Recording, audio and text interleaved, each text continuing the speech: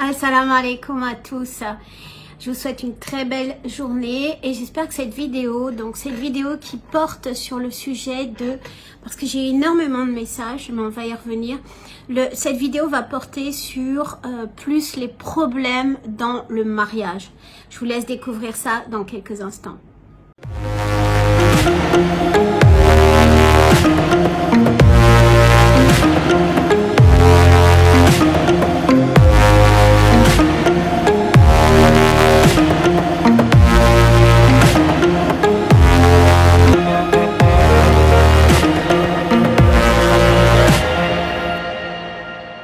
Cette vidéo, je voudrais vous remercier vraiment pour tous vos commentaires et je suis vraiment étonnée par cet engouement, alors négatif ou positif, c'est toujours un engouement et une réaction surtout. Donc un grand merci à vous de me suivre. Si c'est pas déjà fait, je vous invite à liker la chaîne, vous abonner et ainsi être prévenu des nouvelles vidéos. Donc encore une fois, merci à vous. Je voulais traiter un petit peu avec vous dans cette vidéo par rapport aux problèmes qu'on peut rencontrer dans un mariage. Alors, il y en a beaucoup.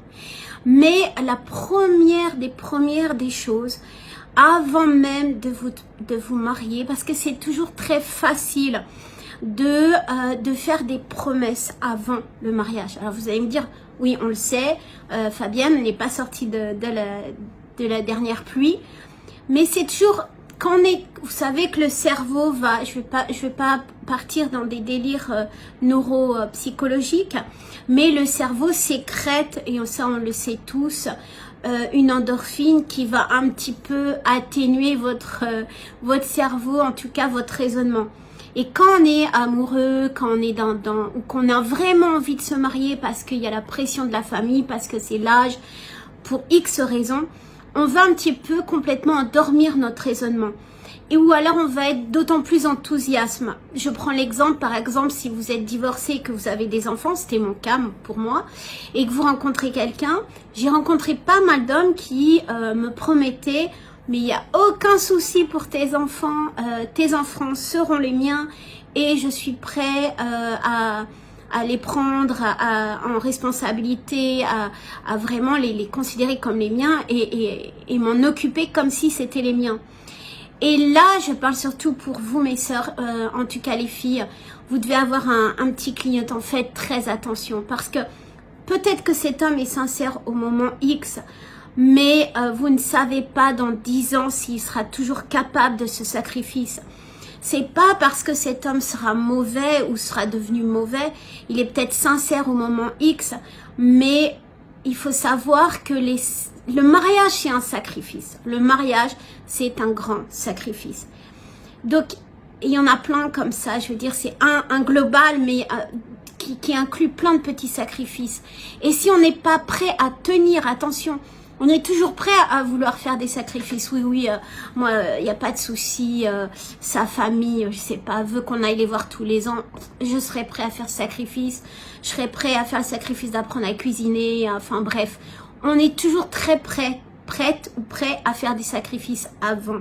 Mais attention, ces sacrifices doivent être tenus sur la longueur. Et avant de vous engager, je voudrais vraiment faire un warning sur... Est-ce que vous serez prêt à tenir ces sacrifices dans 10 ans? Donc faites très attention à ça avant de vous marier. Parce que ça peut être une des causes malheureusement du divorce. Et vous le savez, malheureusement que ce soit en islam ou ailleurs, il y a un couple sur 2 qui finit par divorcer. Et très rapidement. Donc, et j'ai reçu des messages d'ailleurs, des commentaires et des messages. Et je suis des personnes en coaching, donc je peux vous en témoigner, hommes ou femmes.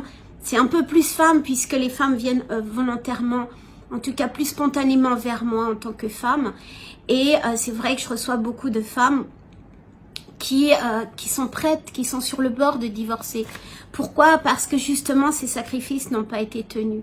Donc faites très attention avant. Il vaut mieux rester célibataire, il vaut mieux, tant pis, que d'être prêt à accepter des choses ou à vouloir absolument écouter des choses qui ne seront pas tenues sur la longueur. Donc faites attention. il est facile de promettre, de faire des compromis, de vouloir en faire en tout cas. Mais il faut que vous puissiez vous marier avec dignité et surtout tenir ce mariage. Parce que un divorce, c'est pas un péché, hein, c'est pas une mauvaise chose. Quand c'est nécessaire, c'est tout à fait une chose permise, le divorce. Je parle par rapport à la religion. Mais quand il y a des enfants, c'est vraiment un tsunami, c'est vraiment une catastrophe. Et dans un divorce, jamais personne ne sort vainqueur.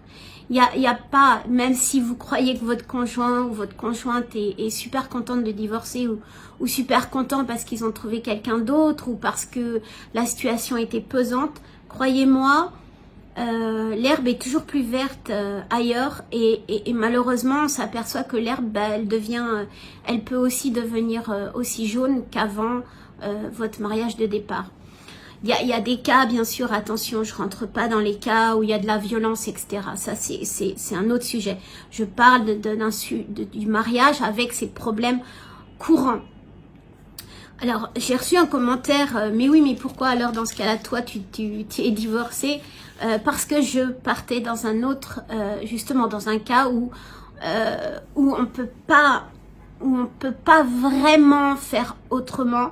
Mais avec le recul, honnêtement, en ayant eu des enfants en bas âge, je n'aurais pas refait. Je ne referai pas, je pense pas. Je ne referai pas ce que j'ai fait. Pourquoi? Parce que au nom de la liberté, oui, je me suis sentie mieux sur le moment. Mes enfants en pâtissent encore. Et cette liberté était totalement illusoire, Donc faites très attention les filles. Parfois on a l'impression que, surtout quand j'étais célibataire, je recevais beaucoup de messages où mes copines m'enviaient beaucoup. Ah mais tu voyages, tu fais plein de trucs, c'est génial. Oh là là, moi je suis coincée avec un mari ou avec des enfants, machin.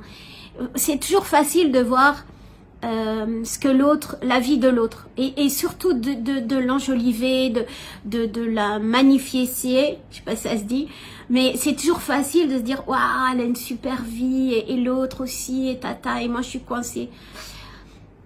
Vous vous êtes engagé et il faut absolument et n'importe qui, même une personne qui vous dit moi j'ai aucun problème dans mon mariage, tout va super bien, d'ailleurs je travaille pour, etc. On va dire c'est tabou peut-être, mais il n'y a pas un couple qui n'a pas des disputes, il n'y a pas un couple qui n'a pas de problème, il n'y a pas un couple... Tous les couples mariés, on passe par là. Et c'est la vie, c'est pas une question c'est pas bon, pas bon. Mais avant de sauter le pas, surtout, il faut absolument vous poser les bonnes questions et savoir est-ce que cette personne va tenir... va tenir ses promesses ou ses sacrifices, et est-ce que vous, ce que vous avez promis, est-ce que vous, ce que vous pensez pouvoir faire est faisable? On est toutes pareilles les filles.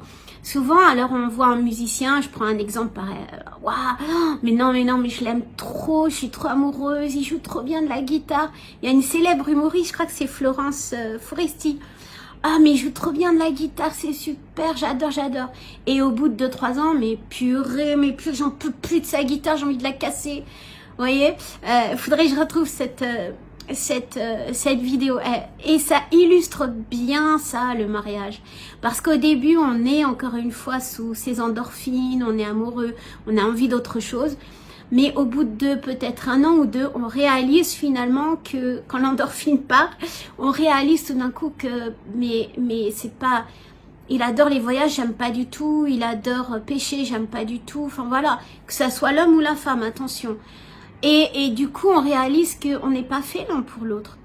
Et dans la vie de consommation courante où on est, c'est bon on divorce, terminé. Et c'est là où c'est la beauté du mariage. Alors, je sais pas si c'est la beauté ou pas du mariage, mais en tout cas de l'engagement. Parce que vous allez travailler à ce mariage. Vous allez vous sacrifier à ce mariage. Et sacrifier dans le bon sens. Pas sacrifier pour recevoir des coups, par exemple. Ça, c'est pas un sacrifice. Ça, c'est une stupidité. Il faut partir. Mais vous sacrifiez, par exemple, vous aimez pas cuisiner. et vous allez apprendre à cuisiner, vous allez faire le sacrifice pour votre conjoint. Ça c'est une des beautés. Et attention, c'est aussi bien d'un côté que de l'autre.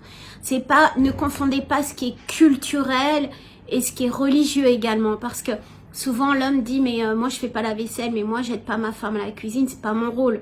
C'est votre rôle tout autant que la femme. C'est culturel et c'est malheureux des fois de voir ça. Au contraire, aidez votre épouse à faire le ménage, aidez votre épouse à faire la cuisine, parce que c'est lui montrer votre amour. C'est pas en lui rapportant un bouquet de fleurs tous les jours ou un parfum à 10 000 €, j'exagère, ça ferait un beau parfum, mais vous m'avez compris. C'est pas ça qui va, on va dire, mettre son cœur, vraiment qui va la tenir amoureuse de vous. C'est de l'aider de temps en temps. Aidez-la dans la cuisine, aidez-la dans le ménage. Ça vaut tous les parfums ou tous les bouquets de fleurs du monde. Donc c'est vraiment, c'est ce sacrifice-là qui est beau dans un couple. Par rapport justement au futur, à penser au futur dans le mariage, parce que oui, ok, c'est pas que la fête, le mariage, et puis ça y est, ils vécurent heureux et eurent beaucoup d'enfants. C'est après le plus difficile. C'est pas de, souvent on pense que le plus difficile, c'est de trouver l'époux ou l'épouse, enfin de trouver son soulmate, et voilà, c'est fini. Non, le plus difficile c'est après. C'est les faits qui se coulent.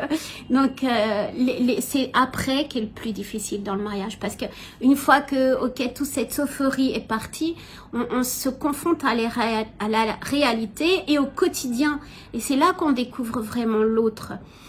Et il y a quelque chose vraiment qu'il faut absolument quand on se marie, parce que c'est pas un jeu le mariage. Quand on se marie, c'est pas déjà avec l'idée de se dire bon de toute façon ça va pas, je divorce. Quand on se marie, c'est pas un jeu. Il va y avoir des enfants, ou même s'il n'y a pas d'enfants, c'est un engagement que vous prenez. Pour ceux qui sont croyants, c'est un engagement devant Dieu. Donc c'est quelque chose, il va falloir travailler dessus et ne pas prendre le mariage comme McDonald's où on mange, on consomme et on jette, quoi. C'est vraiment un engagement sur le long terme. Et le mariage, déjà c'est vraiment un papier de verre le mariage, hein. Ça peut se briser très rapidement, ça peut s'étioler très rapidement, donc il faut y faire attention. Et une des choses qui casse, on va dire, 90% des mariages, malheureusement, les choses qui le brisent, et le fait de ne pas savoir faire des sacrifices, le fait de ne pas être capable de vous tenir aux côtés de votre conjoint, de vous tenir debout aux côtés de votre conjoint. C'est le fait de ne pas partager avec votre conjoint. Je reviens sur le fait de ne pas se tenir debout. Je parle par rapport, et c'est vraiment les causes des divorces sont les enfants, l'argent et la famille. Et justement, le fait de ne pas se tenir debout, de ne pas préserver, de ne pas protéger votre conjoint, c'est vraiment la chose la plus importante. Parce que le fait de ne pas le faire, je veux dire par rapport à la famille. Je sais qu'en islam, par exemple, on confond souvent l'obéissance aux parents et le respect aux parents. Et c'est une énorme différence. Parce que vous devez être obéissant envers Dieu et non pas envers vos parents. Je vais faire réagir certainement beaucoup de personnes sur ce sujet, mais vous pouvez rechercher. L'obéissance, le respect à vos parents, il est dû, c'est certain.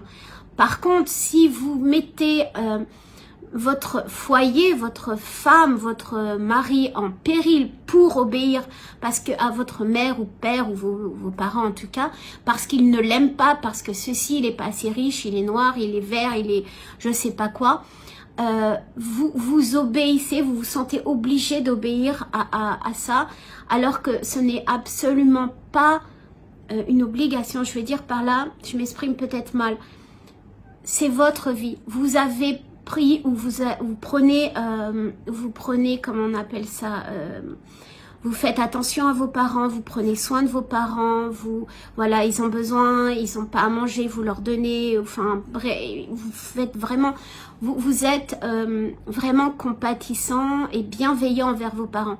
Ça c'est votre devoir, bien sûr.